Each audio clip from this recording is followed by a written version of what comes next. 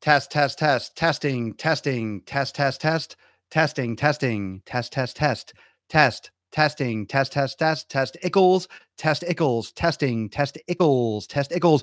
Welcome everyone to episode 703 of the Daily Mother. Whoa, the most muscular Swolecast, Beardcast, Broadcast, Gamecast, Mancast, Pimpcast, Sleazecast, and Bicepcast in the realm. Because when I flex, you flex, we all flex our biceps. Welcome everyone to the Gain Train. Welcome to Pumptown. Welcome to Swole Lake City, Glutaw. Thank you for joining me live on Twitch, Instagram, Facebook, and the YouTubes everywhere on a Monday eve. So what's going on, fam? Make sure you float some biceps. Say what's up. Say what up, bitches. Say what up, Papa Swolio. Say what up, hoes. Say whatever you want to. Just say hi. Say hello. If you're of the Asian persuasion, hello. Hey, Papa Swolio Miyagi say hi. I love that. I love that act. I love that voice. I love that stereotypical Karate Kid voice. I just fucking love it. Welcome everyone to 703. I hope you enjoyed yesterday's episode, and I hope you enjoyed the new vlog on YouTube. If you haven't checked it out yet, the swipe up link, I posted about it on Snapchat and on Instagram stories, the new Swole Motion 116. Let me know what you think about the new setup, the new or that approach. I like doing it daily. I prefer filming it and editing it daily. It just takes a lot of time, and I'm not sure of the feedback of how much everyone loves the vlog or the daily vlog. So that might be every day or every couple days or once a week, like this episode was. It was kind of like a week in review. I thought it was kind of interesting, a different approach to it. So if you haven't checked that out, make sure you check it out on my YouTube channel at Swolenormous.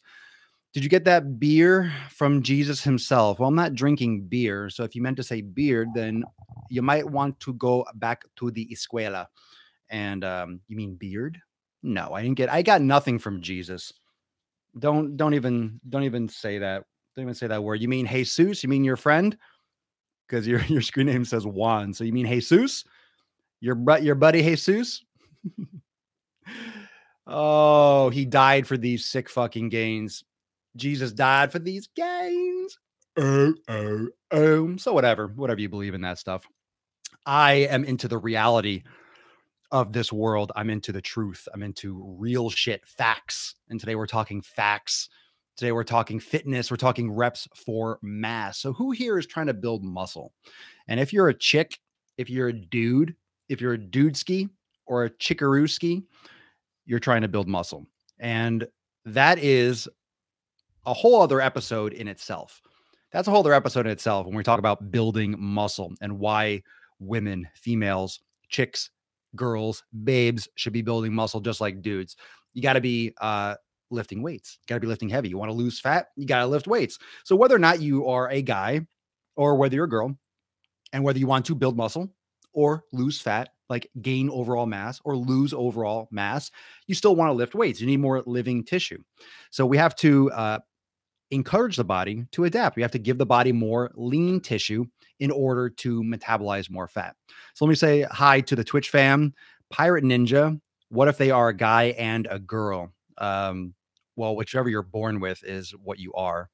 So not getting to the politics of that, but if you're born a dude, you're a dude. If you're born a girl, you're a girl, just by genetics and by testosterone and hormone production. So it doesn't matter. It doesn't matter if you're both, if you're half, if you're sideways, upside down, inside out, you want to lift weights. Whoa, dude. Yo, Papa Swoley, what's happening, man? What's up, Nick? All right. So Twitch is bumping. Facebook is bumping. YouTube's bumping. Fucking everyone's bumping. It looks like I see people posting like, I see the same name. I think people are just like bouncing back and forth from every single place that I'm streaming. Anyway, so welcome on the Quadcast, the live Quadcast, and also those of you that are tuning in on SoundCloud and Apple Podcasts. Remember, this is a podcast primarily, so you can always check the audio, the high quality audio on SoundCloud and Apple Podcast. So we're talking about building muscle. We're talking about building mass. The rep range comes into discussion. That comes into the forefront. So the repetition range. Now, when I'm talking about today's repetition range or the repetition range in today's episode, I'm talking about training to failure, right? You're not doing 10 repetitions because you feel like it. You're not doing 10 repetitions because you're in the mood for 10 repetitions. You're doing the repetitions because that's as many as you can get. So training to failure and training to that physiological failure, training to that limit where, okay, you can't do another repetition, that's very important. And don't let anyone tell you otherwise. Don't let anyone tell you that it's not important to go to failure, because it is. If you want to build muscle, you are training to failure. That's it. End of fucking story. You're not building muscle just because you did 8 repetitions, just because you had a couple more in the tank and you could have done more. If you want to get big, you got to lift hard. If you want to get big, you got to train hard. You got to lift heavy. That's just the way it goes. That's just the way of the world. That's the way the body works. So when we're talking about failure, you're doing most of your working sets to failure. Now, if you're a beginner, I'm not going to talk about beginners and more advanced. When you're a beginner, you don't want to go to failure. You can really hurt yourself. But as you get more advanced and as you get more into it, you're going to be pushing yourself more to failure. So these repetition ranges that I'm talking about are to failure or close to it. So the general exercise physiology rules, and these are generally true, is that the muscle building range is optimally anywhere between 8 and 15 repetitions. Now, that does not mean that you cannot build muscle if you do 20 reps. It doesn't mean that you can't build muscle if you do 4 repetitions, because all those different ranges are variations of strength. So when you're going lighter in weight, let's say I'm doing a movement with 20 pounds. Let's say I'm pushing 20 pounds. Doesn't matter what exercise it is. If I'm pushing 20 pounds and I'm doing 30 repetitions, obviously that weight is not very challenging for me. Obviously, I can do a lot of repetitions. Obviously, I could lift more weight. Now, because I'm doing 30 repetitions, maybe that does become towards failure. Maybe I start burning out around 30 or 40 repetitions. But the adaptation that my body is going to be exposed to is higher repetition, is more endurance. It's more long term in terms of the muscular output, in terms of the muscular force that has to be generated within. So the body is actually performing a different type of physical output. It's using a different energy system. It's using a different series of events on a chemical level and on a physical level in order to do that many repetitions. You're using different types of nutrients, different types of, we can get into physiology with creatine and all these different types of intensity and duration, not debates, but discussions. But the body does not know whether or not you're lifting for 3 minutes or 30 seconds from the start. So when you start doing your set, your body doesn't know if the set's going to be 2 hours. Like, let's say you go for a run. When you start running, your body doesn't know if you're going to run for 30 seconds or 3 hours. Your body doesn't know. It knows after the fact. So whenever you start, it's based on your intensity and your output from the beginning. So if you start sprinting, your body uses certain energy pathways. If you start jogging, your body will use certain energy pathways. Same thing with resistance. When you are picking up a lighter weight, your body will utilize different energy sources essentially than it would if you're going super heavy and you're doing maximum repetitions, 3, 4, 5 repetitions for like maximum sets, for example. Now, this is not okay. This is the answer. This is what everyone should do. If you don't do this, you don't get results. If you don't do this, you don't build muscle. This is literally what you find in textbooks because people test this in labs. They've put this into practice. So when you're doing repetition ranges to failure, anywhere between 8 to 15 repetitions, it has been shown to build more muscle, to create more hypertrophy. Now, you have probably gone to the gym and felt the pump, right? You're doing weights, you're lifting, and you feel a pump. That's called transient hypertrophy. When you look in the mirror, when all of you work out, when I work out and I take a picture in the bathroom and I post it on Instagram, I'm like, hey, gym selfie, gym shark, once. And I take a picture like I did, like I posted a throwback picture earlier today. Those, that's just transient hypertrophy. That's just the blood flushed into the muscles. That's just the sympathetic nervous system sending blood to those areas in the moment. That doesn't mean I'm bigger permanently. And that's one of the difference between people that are taking anabolic steroids and those that aren't. Usually people that are taking anabolic steroids, they look pumped up all the time, right? They look vascular, veiny, like they just worked out all the time. And there are some big names out there that are on Instagram that just look freaking pumped up and shredded all the time. Yeah, they're taking a ton of fucking sauce. And that's just the hormone imbalance that's created by taking exogenous hormones that creates that pump, that full, that vascular look. all the time. You don't have that all the time. Like right now, I did legs today, but I'm not like, shredded, veiny, pumped, like, busting out. But if I did upper body and had a sick workout, a lot of blood would be in the areas of my upper body and I might look full, pumped. My shoulders might look bigger. My posterior deltoid might be pushing out further. I might look more full and more swole, so to speak. But that's transient hypertrophy. That's not a permanent effect. That's transient. It comes and it goes. So when it comes to your resistance training, doing those moderate repetitions to failure and doing more volume has shown to do or to create more muscle hypertrophy. Now, one of the things I do want to make clear is you have a certain amount of muscle fibers. You do not grow and create more muscle fibers. So the muscle fibers you have are the muscle fibers you have. You don't build more muscle fibers.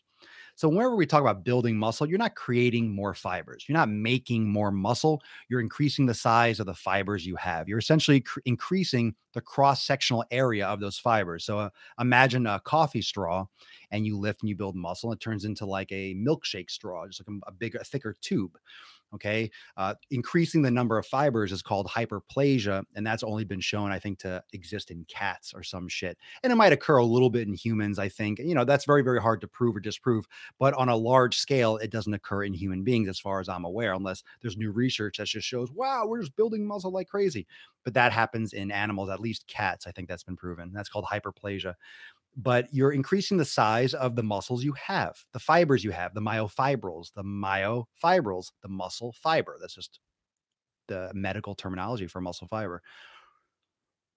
So because of the stress you're putting the muscle under, the repetition range, the volume, you are creating an environment where the body will increase the size of the muscle fiber to be able to handle that kind of stress on a regular basis. So you'll build muscle over time.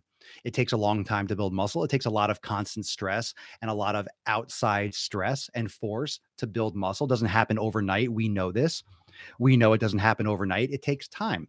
It takes time. It takes a lot of reps. It takes a lot of workouts. It takes a lot of months. It takes a lot of years. It takes a lot of time to build that type of muscle.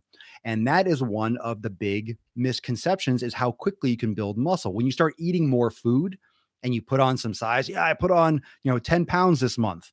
You probably put on 8 or 9 pounds of fat and water.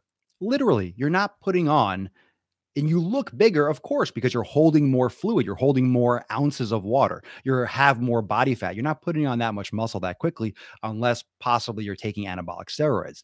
Your body doesn't build that quickly. It takes time. You might build maybe if you're a new trainee, like you're new to the gym, you might have those what we call newbie gains. You might build a couple pounds of muscle in the first few months, but it takes time. That's why people don't get results. That's why most of you don't have results because you're either impatient, you're messaging me. I get fucking DMs on Instagram like, "Hey, I'm trying to build muscle faster. I'm 14 years old." It's like, first off, hit puberty and then you got to be consistent for the next 20 fucking years and training hard for like it doesn't happen overnight. And just because you decided to buy a fitness program or just because you decided to get a gym membership doesn't entitle you and doesn't guarantee that you're going to get results, even if you go to the gym and use the equipment. Even if you do these repetitions and you go to the gym and you lift these certain weights and you do whatever you hear me talk about on the show, doesn't guarantee that you're going to get results. And it certainly doesn't guarantee you're going to get results the way I have results because I'm a different person. And chances are, there's no offense, chances are I train harder than you and I've trained harder than you more consistently my entire life than you have or than possibly that you ever could.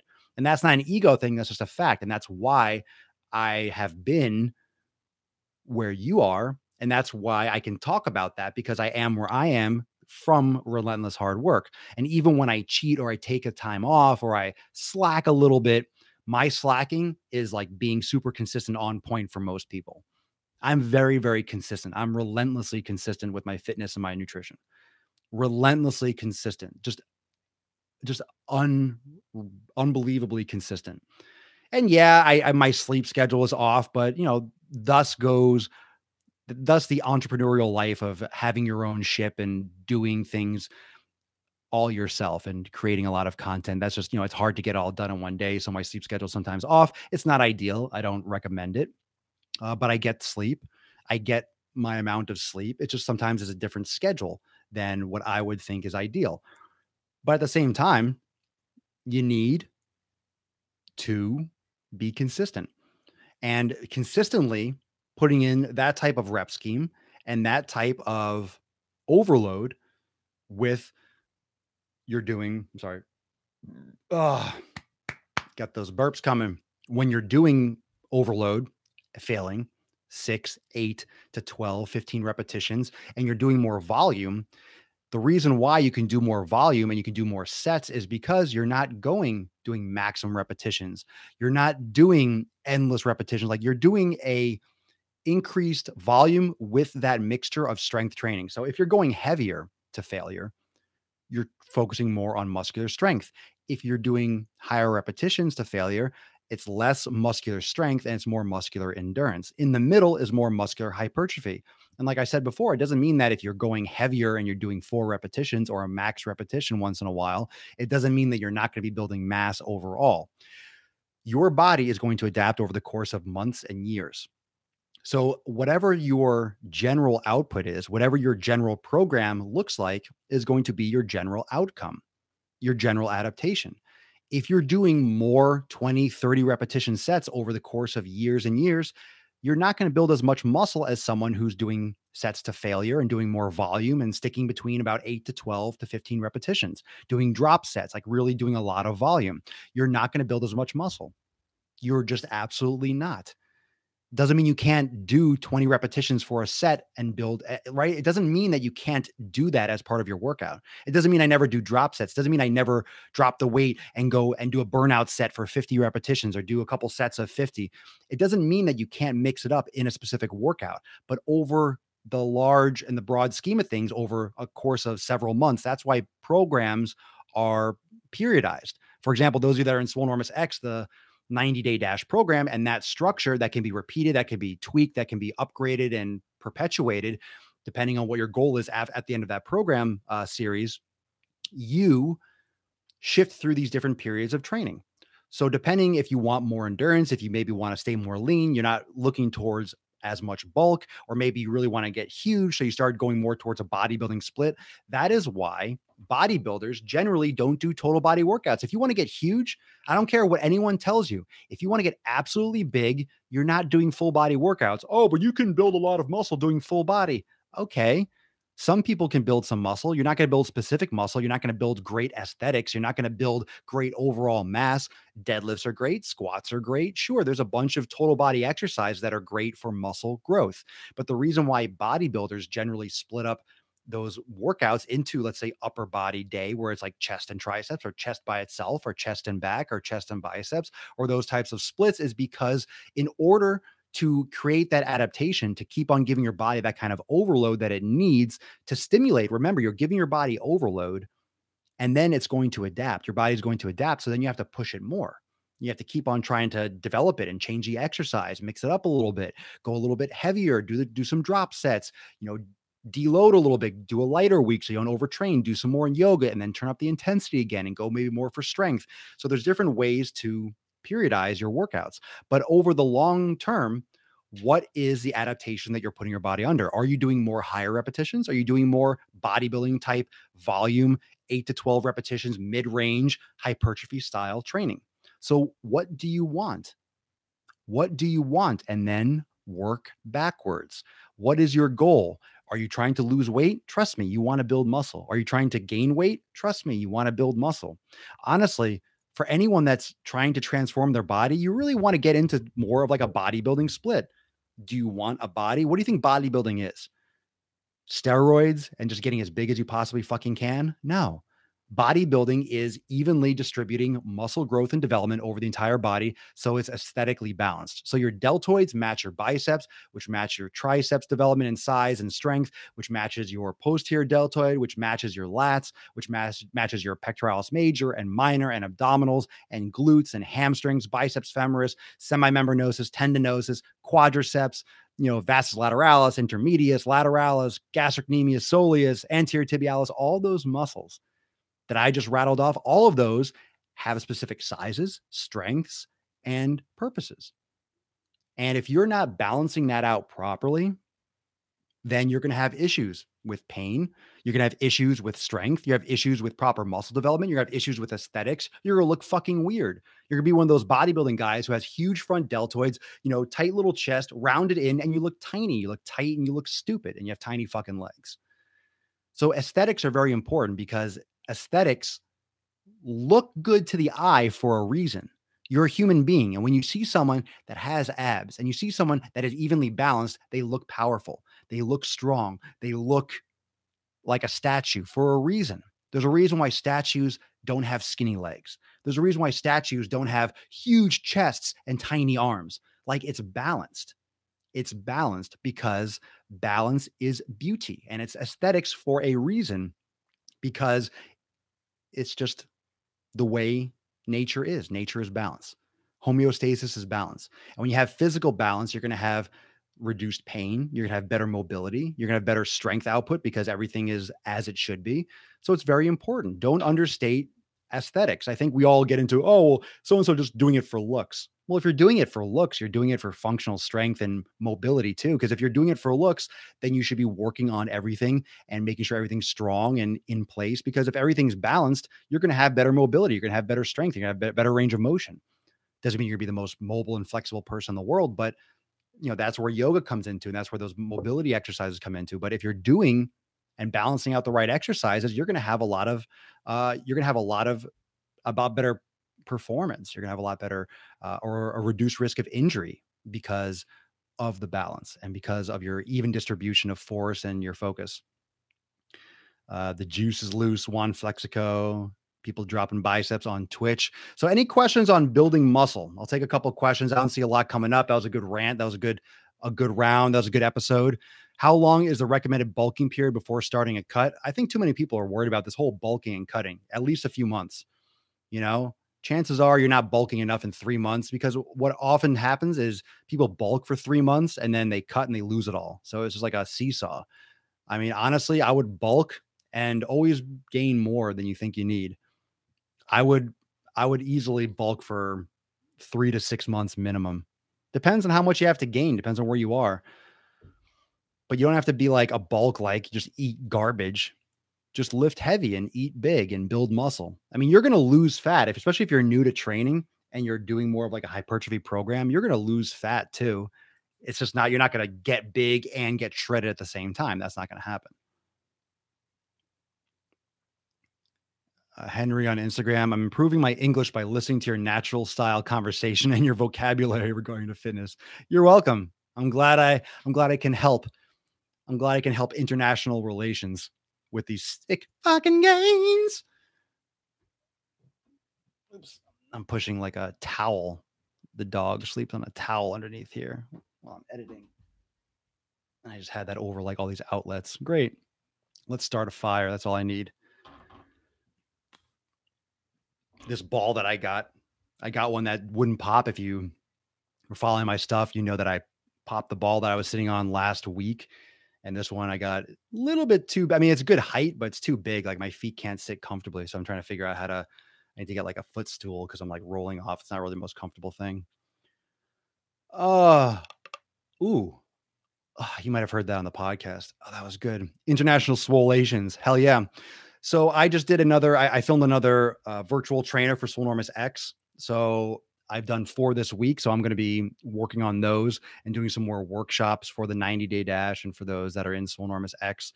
Remember, fam, if you haven't checked out the Stop Eating or Stop Counting Calories workshop, my nutrition workshop, link is in the post description on YouTube, Facebook, and in my bio on Instagram. Don't miss that. If it's your first time catching the Swole, it's daily.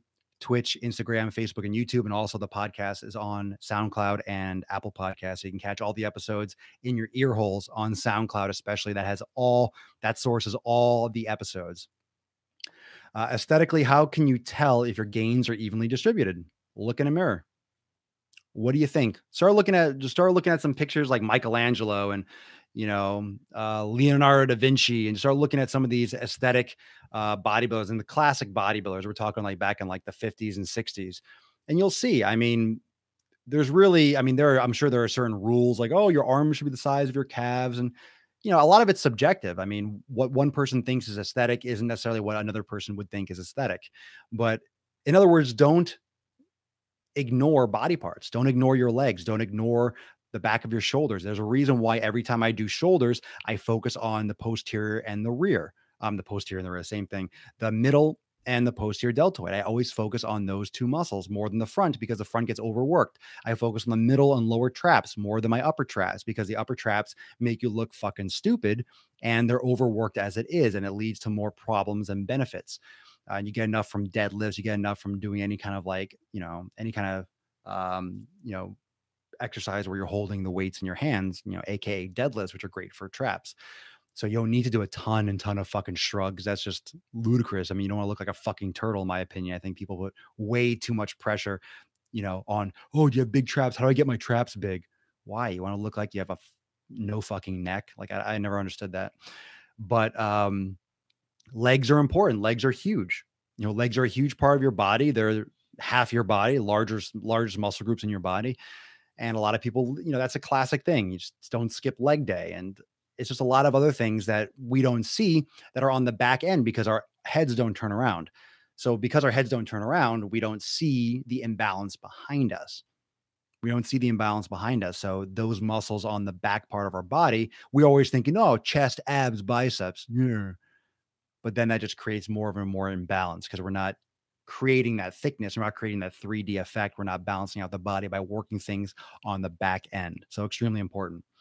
All right. Good questions. Good feedback. I hope you all enjoyed this episode on repping for mass. We'll do more content on this and stay tuned for some cool developments on the show. Going to be having some calls on the show and stuff like that coming up soon. So stay tuned for that. And I'll make some announcements if the episodes are scheduled. You will hear about it on my Instagram story. You'll see it on the scheduling on Twitch, and I'll post it on Snapchat.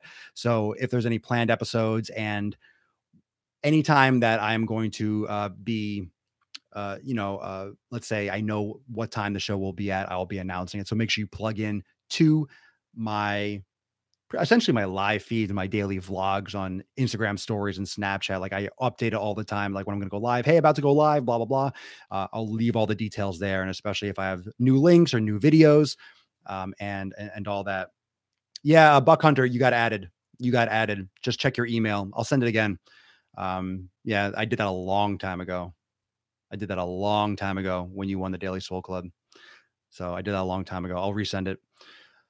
So any other questions or any other comments or any other things you're interested about, make sure that you hit me up, DM on Instagram. You can also message me on Facebook and so forth. I'll get to them as soon as I can. And those of you that are in Swolenormous X, got a lot of stuff coming for you. I keep on talking about it, but all those virtual trainers that I'm filming they're going to be structured in a way where we are going beyond the 90-day dash. So those of you that are in the 90-day dash, obviously, or doing the 90-day dash, doing that program, that scheduling is on point.